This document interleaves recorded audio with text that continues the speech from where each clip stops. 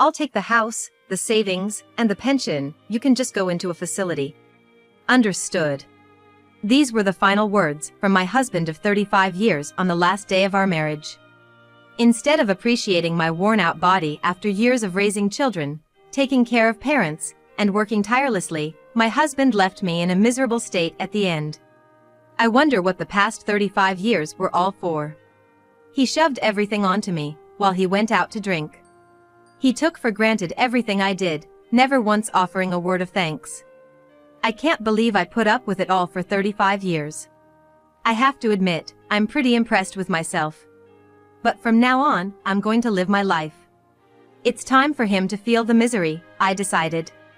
My name is Susan Anderson, I'm 60 years old. I work part-time at a food company's factory. My husband's name is Larry Anderson, he's 65 years old. We met through an introduction by an acquaintance. I was 25 when we married. This year marked our 35th anniversary. We began our relationship encouraged by friends to start dating after several group outings, which were trendy back then. After meeting several times, we came to think that if we were going to marry, it would be with each other. Marrying just seemed like the natural next step. Once we started living together, it turned out that Larry had no savings. In the beginning, we lived together in a small apartment. I mainly covered the living expenses. Larry's salary was low, and feeling anxious about the future, I didn't quit my job and continued working. That meant there were times when I couldn't do household chores because of overtime work. You're late. I'm starving here. Were you waiting? You could have eaten first. What are you talking about? There's nothing to eat. How am I supposed to eat? Larry rarely had to work late and usually came home earlier than I did, but he never did any housework. Housework is the woman's job, right? Oh, come on. That's not the era we live in anymore. That was the time when women were starting to be more active in society. I often saw the term career woman on talk shows, but Larry always said that household chores were women's work. I would have preferred to be a full-time housewife, but financially, that was difficult. A modern woman had to balance both work and home life. Larry had a way of interpreting things conveniently for himself, quite unlike the traditional authoritative husband. Instead of me having the freedom, it was Larry who often went out drinking. If you're going to be late, at least let me know. Cut it out. It's my time, I can do what I want with it. His tone became even harsher when he came home drunk. While I couldn't freely use my own time and money, Larry was enjoying his. I feel like I'm getting the short end of the stick. I was so frustrated that within the first year of marriage, the thought of divorce crossed my mind. When I talked to my mother about it, she strictly opposed it, saying divorce was out of the question. I didn't have the courage to divorce either, worried about what other people would think. Living together meant making an effort to accept both the good and the bad, I kept telling myself. Then Larry, as soon as he got his paycheck, would go out drinking and was just spinning his wheels at work. He never did any overtime, let alone a side gig, even if he had the time. He just kept on going out for drinks or heading straight home after work. And when he came home to find me not there, he'd say, "I hate it when I come home and my wife isn't there. It stresses me out to see the lights off through the window. But sometimes I have to work late. What's the point of a woman working overtime? Change your job." Larry went behind my back and called my employer to get me fired. My boss, not wanting to get dragged into anything weird, or maybe he wanted me gone from the start, it's unclear, encouraged me to resign. It became awkward to stay at the company, so I quit. It was such a struggle to get that job in the first place, and now I had to start looking for work again. By this point, having resigned from 2 companies, I wasn't even getting past the application screenings. Larry, seeing me flustered, said, "Part-time's fine, isn't it? I'm full-time after all." I was never the career woman type, so I didn't linger on the past, but I did worry if his salary alone was enough. So I took on 2 part-time jobs. I was a morning cleaner and a cashier at a grocery store. On days I knew Larry would be home late, I worked overtime at the store. When Larry was home, I'd be there. When he wasn't, I worked hard. Years went by living like this. I could endure it because I thought he needed me. At the time, I thought it was sweet that he wanted me to be home when he got back. A year after we got married, I gave birth to our eldest son. This apartment is too cramped. Yeah. When the kid gets to elementary school age, he'll want his own room, and he might even want siblings. Around that time, Larry's mom suggested moving in together. Larry's mother was a divorced single mother. She must have felt lonely after her only child, Larry, got married and left the house. It'll be killing two birds with one stone, won't it? We won't have to pay rent. I'm sure that's what his mother had told him. I wanted some time to think. Mom's already started getting things ready, you know? I was shocked to find out they'd already prepared a room for my son, changing the wallpaper and all. I had wanted to keep my part-time jobs. So I agreed without giving it much thought. But I was too naive. My mother-in-law made me the target of her daily snide remarks. It's a shame for a child to have a mother working so hard. In my day, that was unthinkable. She had never worked. After her divorce, she relied on her parents' help to raise Larry. Her parents had some wealth, so money wasn't an issue. Now she lives off a modest pension and her parents' inheritance. Although she seemed to be a bit of a spendthrift. She'd spend money on her hobbies and on Larry and his son, but she never extended that generosity to me. Meals were prepared for everyone but me, and no matter where they went, I was always left behind. I am grateful that she took care of my grandchild. And since she cooked for Larry, I didn't need to be home when he returned. You can work full-time now. Overtime's okay, too. What? Why all of a sudden? Since Mom's here, you can go work. I realized how selfish it was. In the end, when he said he wanted someone at home, it wasn't about wanting me there, but about having someone take care of things for him. I started working as a temp after dropping my son off at daycare. Luckily, my mother-in-law was happy to pick him up, so I could rely on her to get him home. It was a relief not to get complaints even when the overtime kept up. After about 10 years of this, my mother-in-law started acting strangely. Who are you? A burglar, I know it. Larry, call the police. It's me, Susan. She had developed Alzheimer's disease. She completely saw me as the enemy. She often didn't recognize Larry or her grandson. One day, after wandering off, she had an accident and ended up bedridden. It's your fault Mom got like this. You take responsibility and look after her. How is it my fault? It's because you work late into the night. But you were the one who said it was okay for me to work. We couldn't stop fighting. I thought about taking my son and leaving, but I couldn't abandon my mother-in-law, so I decided to endure it. Besides, my son liked both Larry and his grandmother. I couldn't talk to him about it. My mother-in-law, who never accepted me as family, complained daily while I took care of her. Even when I consulted Larry about it, he brushed it off in one sentence. It can't be helped, she has dementia. I quit my job and became increasingly isolated. My mother-in-law, who seemed to enjoy mistreating her daughters-in-law, didn't become kinder to me, whom she saw as a stranger, with dementia. I had hoped, but it was a pipe dream. She must have always disliked me from the start. But to my son, she was still his dear grandma. I continued to care for my mother-in-law alone until she passed away.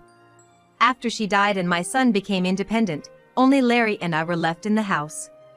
Next year, Larry is set to retire. I was looking forward to traveling and going out with just the two of us. But then Larry hit me with something unbelievable. It's written out for me. Just sign it and submit it yourself. A divorce paper? You can tell by looking at it. You're really slow, you know. That's what was so annoying about you. I felt like I had been struck on the back of my head. I felt like I was going to collapse. Why? Did I do something to deserve a divorce? Well, if I had to say, I don't want to spend the rest of my life with you. What do you mean? Larry looked at me and smirked. I've got someone I want to marry. Turns out, Larry had a mistress. And it seemed like their affair had been going on for years. She was 20 years younger than me. So, you were cheating on me while I was taking care of your mother and raising our child? It seems that way. I was about to explode with anger at Larry's indifferent answer. While I was enduring my mother-in-law's verbal abuse, raising a child and dealing with loneliness, sacrificing what I wanted to do and working hard all by myself, Larry was fooling around with his mistress. I wish I didn't know that. You've been deceiving me all this time. I'll never forgive you. What are you gonna do about it? You can't do anything anyway. Larry scoffed at me with contempt. So, you're going to divorce me and be with that woman? That's right. She's much younger and better than you. I understand. Then I'll sign the divorce papers. But just so you know, I'll be asking both of you for alimony. Fine by me, I'll pay whatever. I have my mom's inheritance. Oh, but I'm not splitting the assets, just so you know. I thought it over for a moment. I had some savings of my own. I didn't want Larry or his mistress to get their hands on it. All right. Alimony will do. But let's make it clear, my assets are off the table. Then Larry burst out laughing. Your money is peanuts. I don't need that. With a lawyer present, we signed the papers agreeing not to divide the property and we got divorced. I received $60,000 in alimony. It seemed to be paid in a lump sum from my mother-in-law's inheritance. He probably wanted to start a new life with his mistress as soon as possible.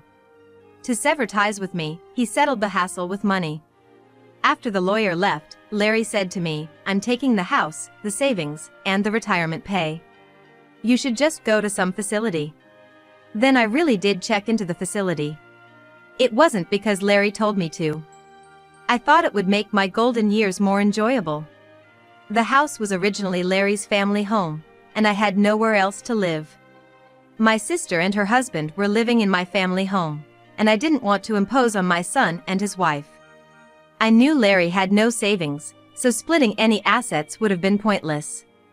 More than that, I wanted to get the divorce over with, and I was confident I could make it on my own from here on out. The inheritance from Larry's mother went to him, and I was content with just the alimony. Months later, one day, Larry showed up at the facility. I hadn't told him my current address. He shouldn't have known I was at the facility. He must have used some professional agency to find out, I guess. What could he possibly want so badly that he had to go through all that trouble? There are other residents in the facility. I had him wait outside on the terrace. When I saw Larry sitting on the terrace from a distance, looking around helplessly, I couldn't help but feel a sense of pity. What on earth did I ever see in this man to marry him? It's a mystery to me. Sorry to keep you waiting. What do you want? What's this all about?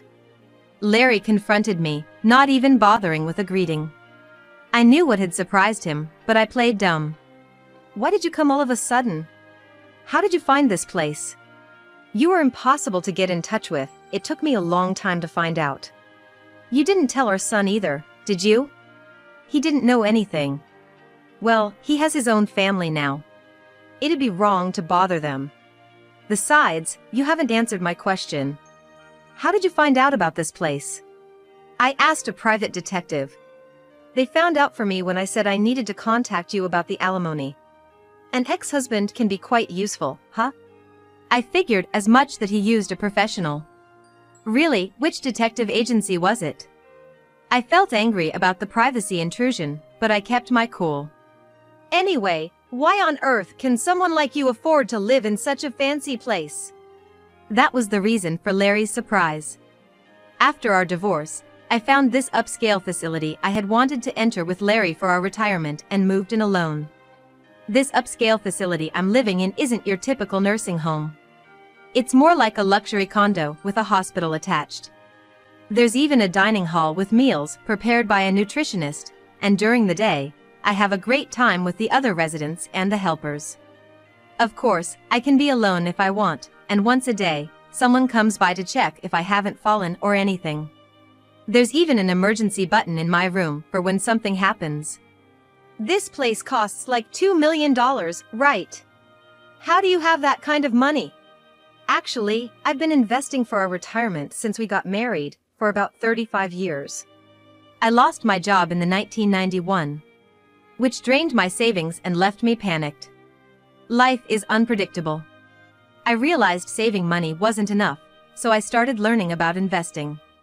I didn't want to seem greedy, so I never told Larry, who I was dating at the time. At first, I invested a little at a time. After getting married, wanting to enjoy delicious food and travel with Larry in our retirement, I began investing more seriously. Since we both worked, I used a bit of my own money to invest. I sacrificed outings with friends, fine dining, shopping, and travel. All the money I could spend freely went into investments.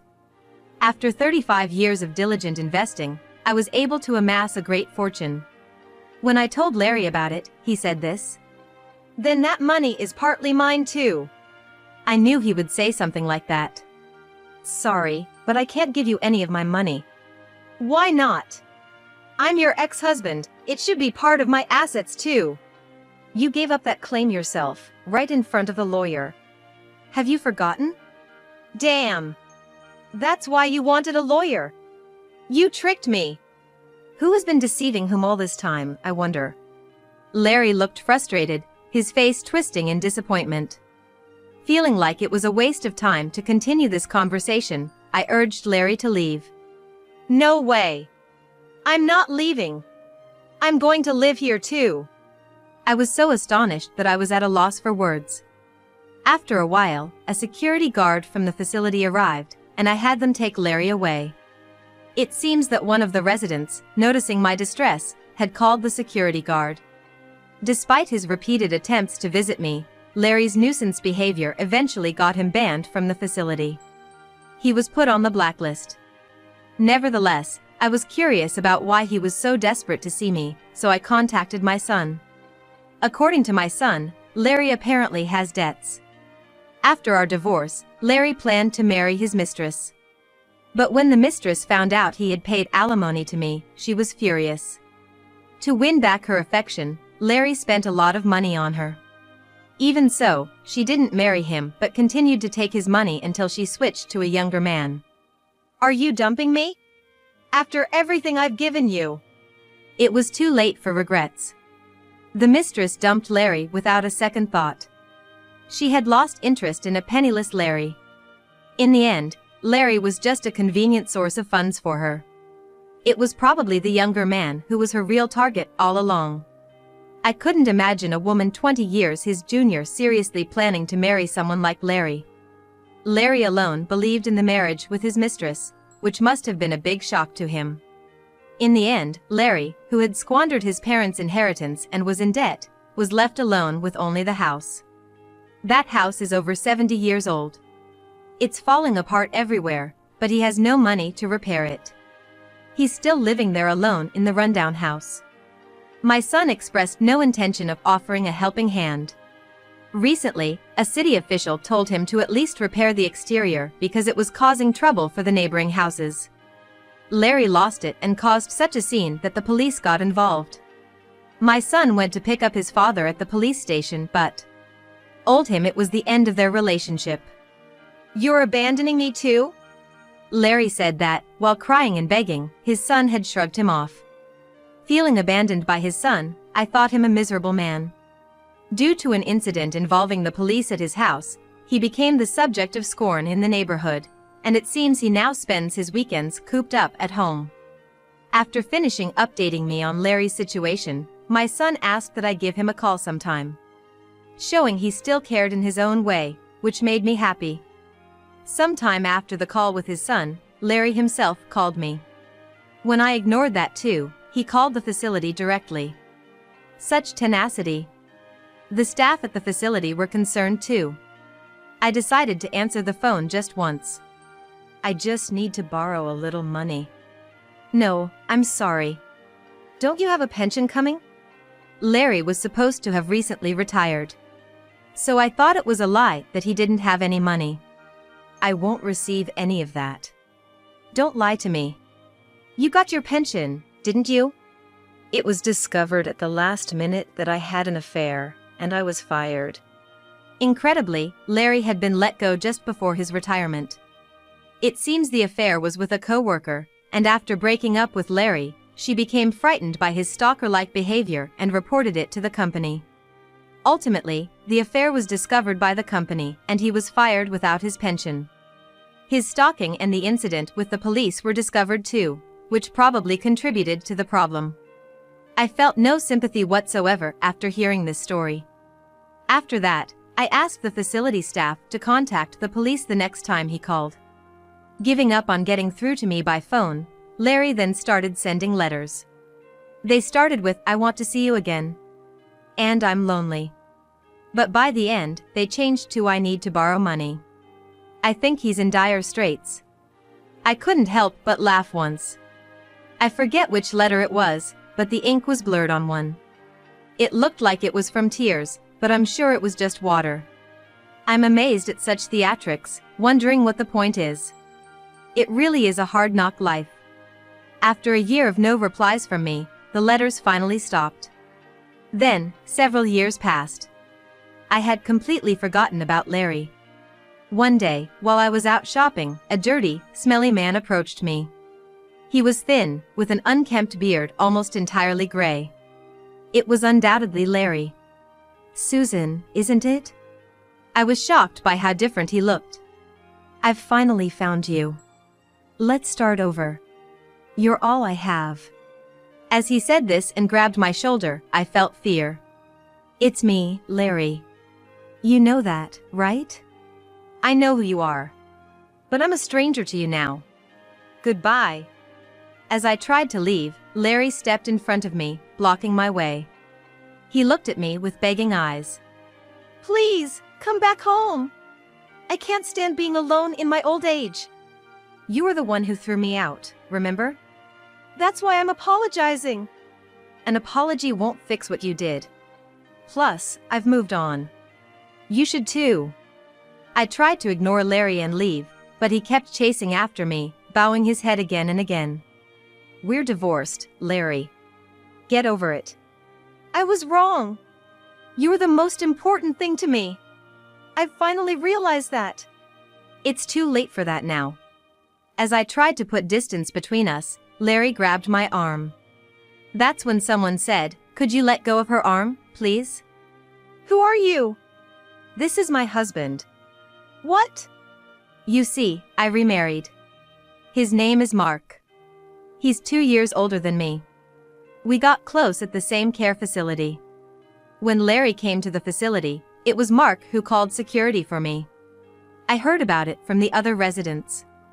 I was drawn to his thoughtfulness and kindness. Mark also enjoyed my company and naturally, we started spending more time together. And so we decided to get married.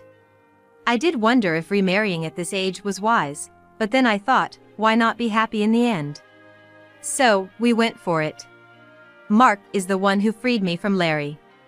"You mean you got remarried?" "That's right. So please stop concerning yourself with me." "Oh no." Larry was clearly shaken.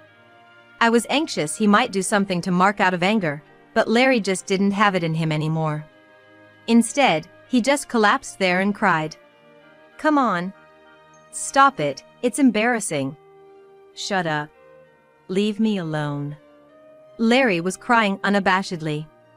Everyone was watching from a distance. I thought he looked utterly pitiful. A grown man crying in the street. Can someone really do this so easily, or am I being tested? "Let's go, Susan." "All right." Urged by Mark, I left the scene. Since then, Larry hasn't shown his face to me. According to my son, Larry still lives in that rundown house without making any repairs. He can't manage household chores, doesn't take out the trash, and has been reported several times for the stench. My son gets the calls, and it bothers him. No matter what is said, it's no good, and my son finally lost his temper. In front of the social worker, Larry claimed that he wasn't his son. After that, Larry would get angry if my son tried to contact him, so the calls stopped. It seems like the authorities have given up as well, saying it's useless. He's truly a neighborhood nuisance. But it's no longer my concern. In the end, Larry has been abandoned by everyone and is living in isolation. "I should have never taken a mistress," he said once, as my son told me. But for me, it's not about the mistress. It's the culmination of a life lived selfishly without a thought for others. He's reaping what he sowed. Humans might be creatures that regret their actions, but to continue without reflection for over 70 years is just painful.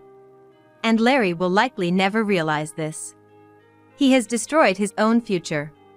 It's his job to repair it. He might not have the strength to do it himself, but he has to try.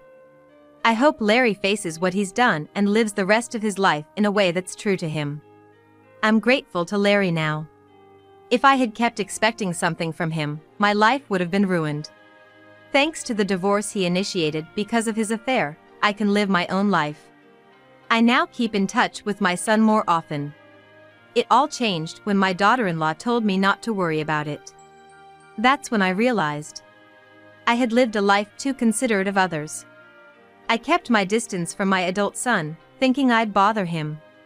When my son told me he hated his grandmother and father since he was a child, I was shocked. He knew all along about my mother's mistreatment and his father's affairs. I've decided to live the rest of my life without such concerns. Now my son, his wife, and grandchildren come to visit. I plan to catch up on the conversations I couldn't have with my son before. My son seems a bit shy, but it's funny how he can talk naturally when the grandkids and daughter-in-law are around. Mark has been accepted by my son, and my grandkids adore him as if he were their real grandfather. We're enjoying our time together at the facility now. We have many friends there and are happy. We want to stay healthy and live long lives.